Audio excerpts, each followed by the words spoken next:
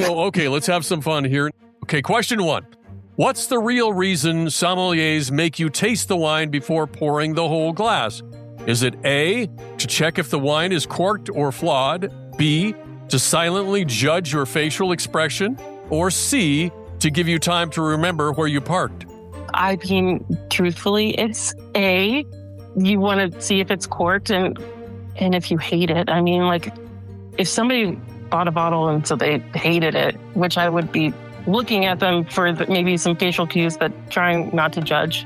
Just kidding. I wouldn't actually judge anybody. But you want to see if it's flawed. And if they don't like it, then personally, I'd rather figure it out and pour that wine by the glass and get them to try something else, because I don't want somebody to pay for and drink a bottle that they don't like. Right. But then there's also the opportunity where it's okay, try something new here and you might love it. But then, in the back scenes, what happens to that bottle after you've uncorked it? Does the staff get to drink it later, or how does that work?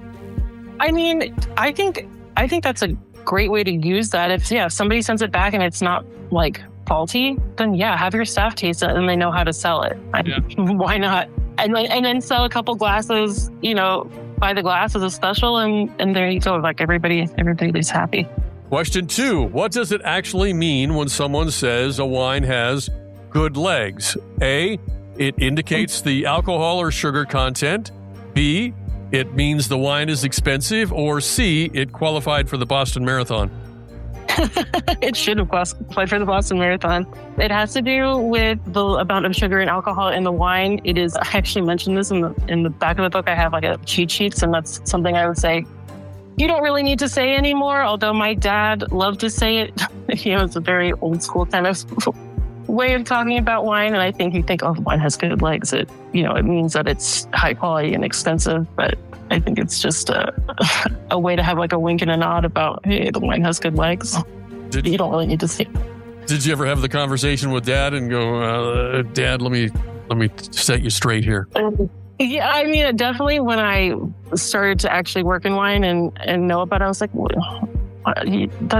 do you say that? But, he also thought his family was originally from Bordeaux. So, those were the wines. Those were the best wines. That was always the pick. And so once I finally started to learn about wine, I introduced some new things into the mix. I grew up thinking, oh my God, he knows so much about wine. But I think as I learned more about wine, I realized that he really just had this which is fine, a narrow perspective on being this wine that I know from where my family's from is the best. So I don't know that he really would have thought about it that much, but he just enjoyed wine and having a good time. And sometimes that's bliss. It's fine. Yeah. Yeah, absolutely. Why do people swirl their wine glass? A, to release the aromas. B, to look important. Or C, they're trying to start a tiny wine tornado to summon the flavor god. It's A. But they are kind of summoning the flavor god, so I kind of like that that explanation of it, because really that's what it is. The contact with the air is what kind of wakes the aroma, wakes up the wine. Plus, if you're, it's just kind of fun to do. I don't know. It almost becomes like a tick. I think if you work in wine, you're just used to swirling and sniffing and swirling and sniffing. But also, I don't know, I take time to come back to my impressions. So I like that swirl, sniff, have a sip, and kind of rinse and repeat to really form a full opinion of the wine. But I know it looks zombie, but it looks cool. When you put it in your mouth, is there a certain route that you should divert it to, or just let it wash over palate, or how does that work once it gets inside? I mean, the way I described doing it, if you want to, I wouldn't necessarily do this with every sip you take, but maybe initially tasting a wine.